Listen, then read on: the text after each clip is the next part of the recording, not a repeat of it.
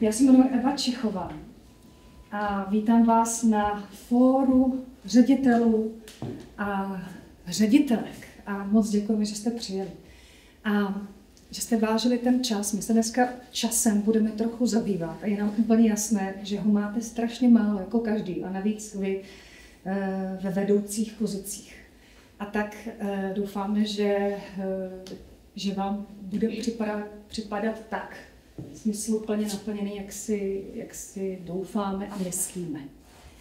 A to, co se za chvilku stane tady v Eliadově knihovně v komorním prostoru divadla Na Zábradlí, bude dokumentární divadlo Spolku Tisíci hran. Já vám o tom řeknu něco málo za chvilku, ale teď už předám slovo manažeru a organizátorovi Spolku Tisíci hran Adolfovi Belecovi. Dobrý den. Mojí milou povinností je teď pozvat sem partnery naše, protože my jsme to sami nezvládli. A poprosím, pojďte ke mně. Kteří se tady sami představí během minuty 2, takže předávám slovo.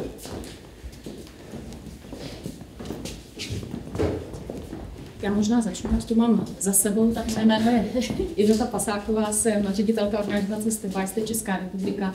Kdo nás nezná, úplně stručně, pečujeme v České republice o vzdělávací program Začít spolu, který je určen mateřským školám na prvním stupni základních škol. Proč byste si mě měli vyhledat? Myslím si, že jsme opravdu jako živoucím důkazem toho, že kompetenční model učení skutečně jako existuje a je možný. A vlastně naplňujeme to, o čem hovoří třeba strategie 2030 a teď i nově revize státních kurikulí, jak v předškolním, tak v základním vzdělávání.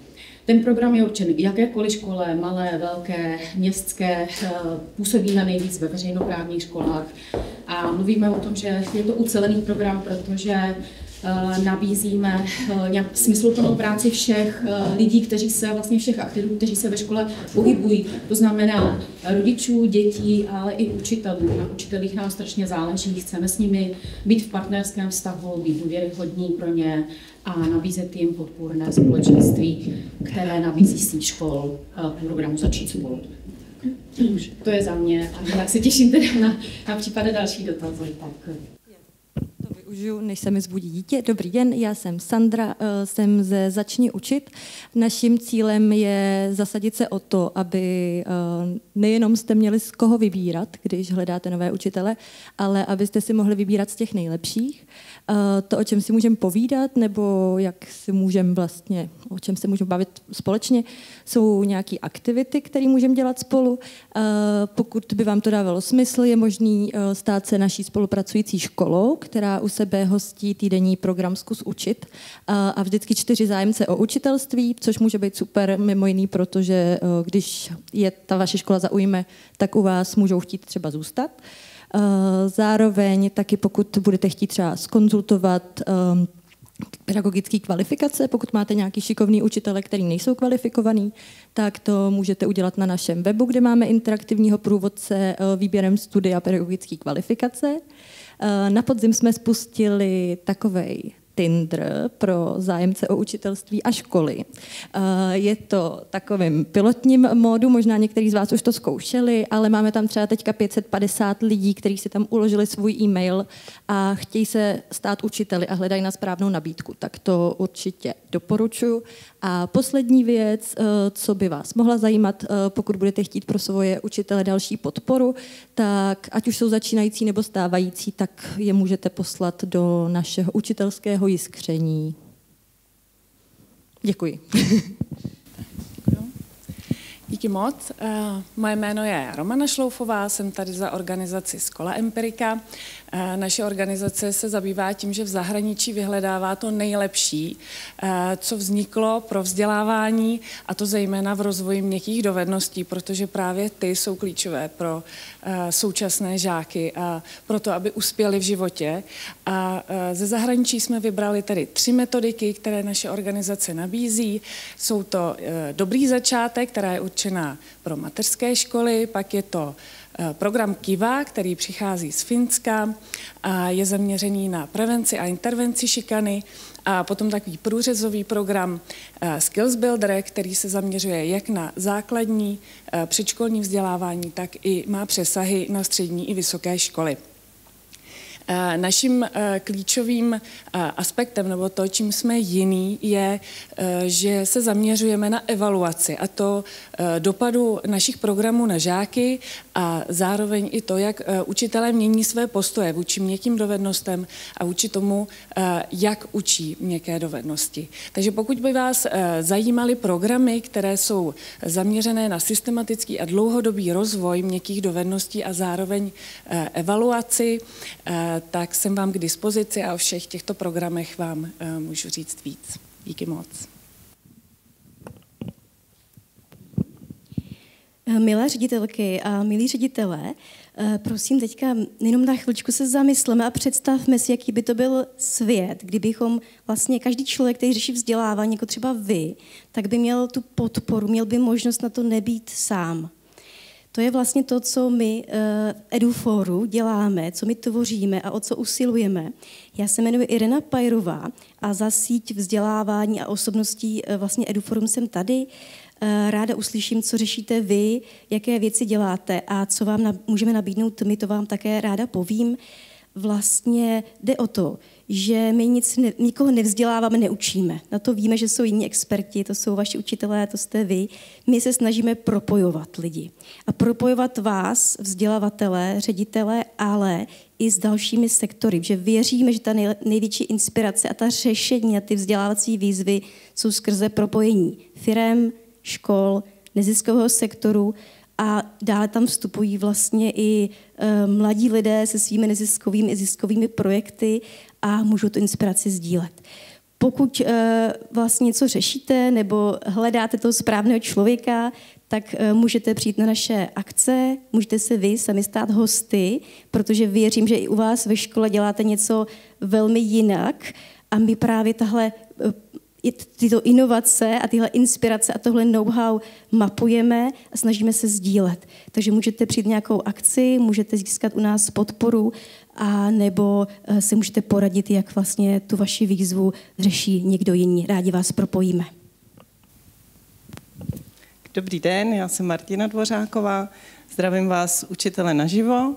Misí naší organizace je, aby se každé dítě u nás v České republice učilo naplno a s radostí.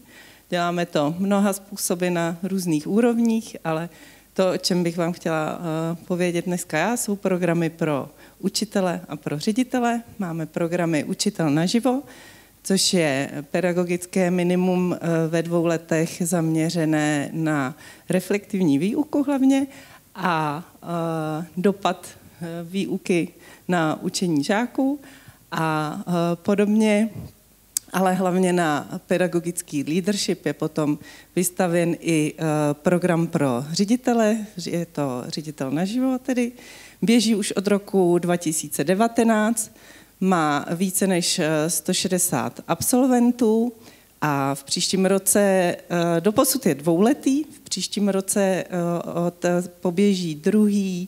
ročník 6. běhu a v tom dalším budeme otevírat další běh, který bude ještě více přizpůsoben potřebám ředitelů, které se neustále proměňují, a tak jste srdečně zváni i k nám. Já vám o tom můžu ještě během dne povídat, kdybyste chtěli, a našimi absolventy je mimo jiné tady pan ředitel Měnička z pražské školy a v publiku sedí také jeden náš účastník, tak se budeme těšit na další. Dobrý den, já jsem Romana Bartuňková z platformy Uměním. Když jsem sem za vámi pospíchala do Eliadovky, tak jsem viděla takový krásný murál na zdi nedaleko, a kde byli znázorněni plavci, kteří proskakují v takovém kruhu, proskakují nekonečném, tou ležatou osmičkou. A pod tím byl název Life is Art. A já jsem o tom bytostně přesvědčená, že život je umění, a myslím si, že prvky kreativity do vzdělávání patří. Kreativita v dětech probouzí chuť vlastně objevovat, experimentovat, jsou to potom ti inovátoři, jsou to lidé, kteří se nebojí nějakých nových výzev, které na nás čekají v budoucnosti. Naše platforma vznikla v roce 2019 a sdružuje kolem 40 různých iniciativ a organizací, kteří jsou jejími členy. Naleznete na webových stránkách tyto organizace, na webových stránkách platformy Uměním a zároveň bych vás chtěla upozornit na to, že naše platforma organizuje festival, který má takový jako vtipný název, jmenuje se FUK. A tento festival je vlastně festivalem umění a kreativity ve vzdělávání. Zapojuje se do nich již mnoho škol a možná, že i ta vaše by mohla se zapojit. Ten festival spočívá v tom, že jsou tam různé programy, jak pro pedagogy, tak pro žáky a studenty. Jsou tam různé vzdělávací akce, jsou i vlastně naše takové klíčové téma, jak už tady i jednou zaznělo, je propojování. To znamená, že pokud vás zaujme ta nabídka, tak budeme moc rádi, když s námi budete dál spolupracovat. Festival FUK probíhá od 4. do 16. dubna. Brzy na webových stránkách festivalu bude i jeho program, takže bychom vás chtěli inspirovat a motivovat, abyste se podívali na tento bohatý program, který bude probíhat nejenom v Praze, ale i v různých regionech v České republice. A další věc, na kterou bych vás chtěla upozornit, je zajímavý rozcestník, protože to je zase to klíčové slovo propojování. Máme takzvanou mapu uměním.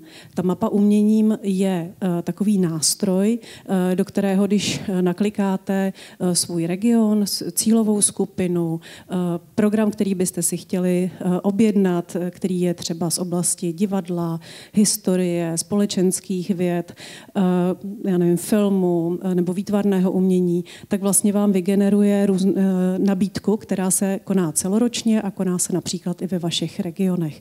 Takže když budeme sdílet společně na networkingu, tak vám to všechno ukážu a navedu vás, jak vlastně ty programy jednoduše si můžete vyhledat.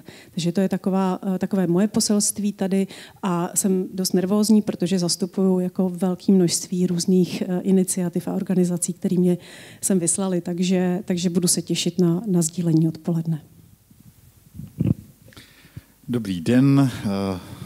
Já navážu na tu linku, která tady tak provází všechny mé předřečnice. Mé jméno je Ondřej Lníčka, ač tady žongluju dneska z více míčky, tak teď tady na tom místě stojím jako zástupce učitelské platformy, která může ředitelům i učitelům nabídnout ledacos. Nejenže se snažíme nějakým způsobem promlouvat do obecného školského dění, ale především, aspoň tak, jak já to stále cítím, tak jsme sborovnou.